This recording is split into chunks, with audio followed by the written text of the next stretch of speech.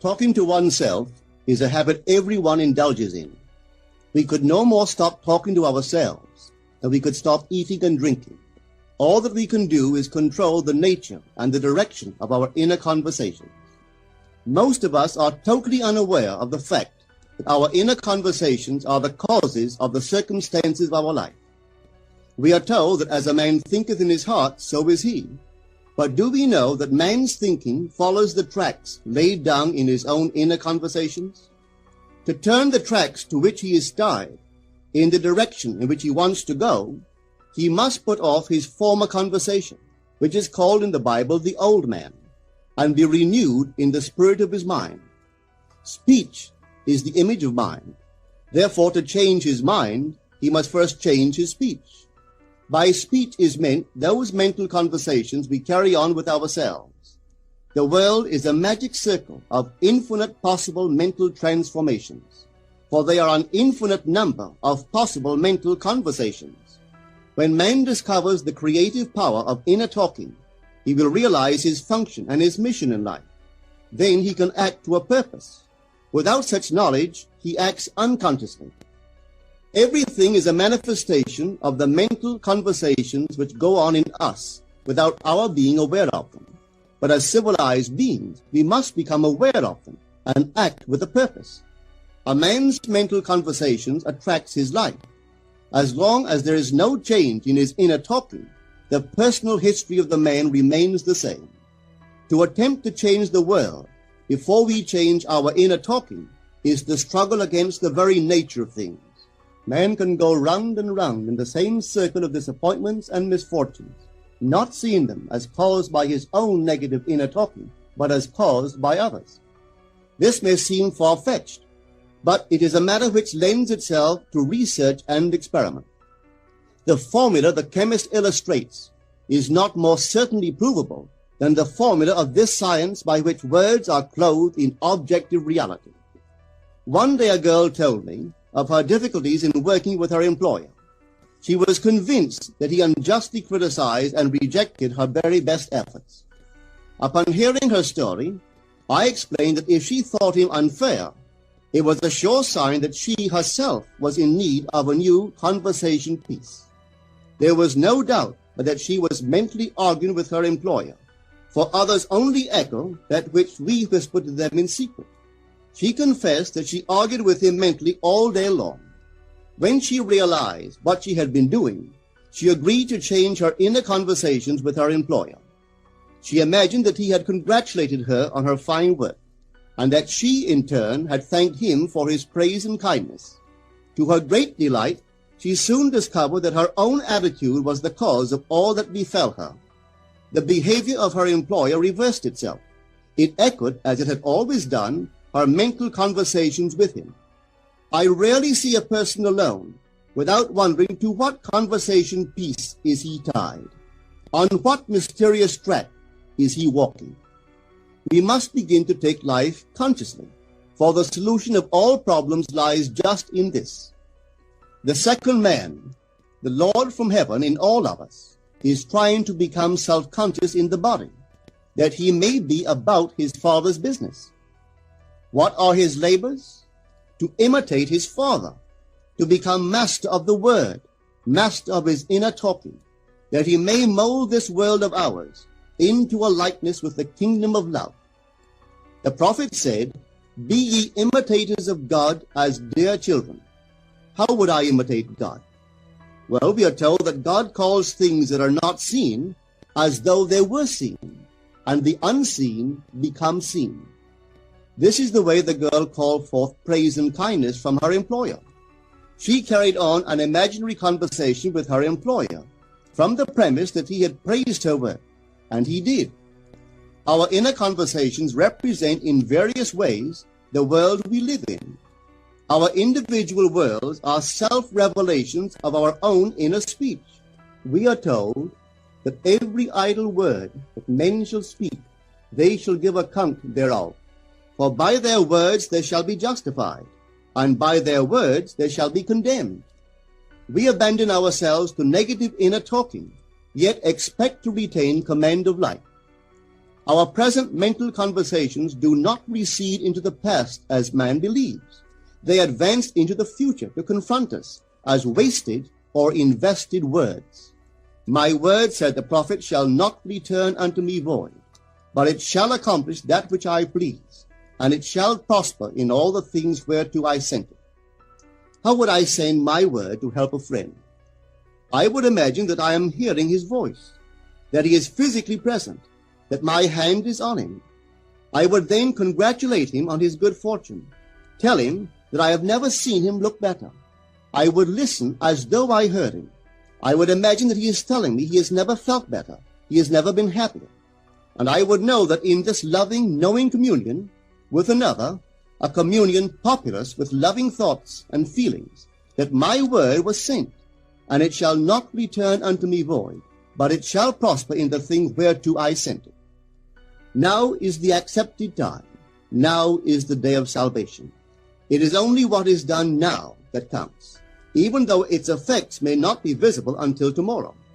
We call not aloud, but by an inner effort of intense attention. To listen attentively, as though you heard, is to create. The events and relationships of life are your word made visible. Most of us rob others of their willingness and their ability to be kind and generous by our fixed attitudes towards them. Our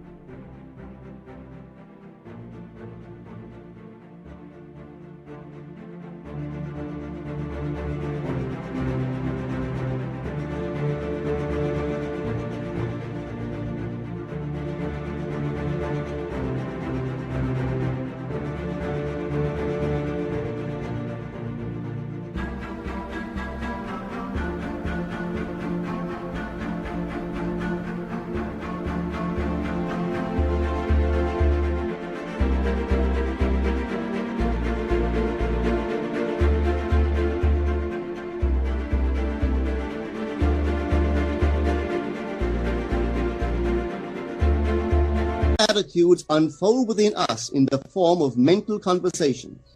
Inner talking from premises of fulfilled desire is the way to consciously create circumstances. Our inner conversations are perpetually outpictured all around us in happenings. Therefore, what we desire to see and hear without, we must see and hear within, for the whole manifested world goes to show us what use we have made of the word. If you practice this art of control in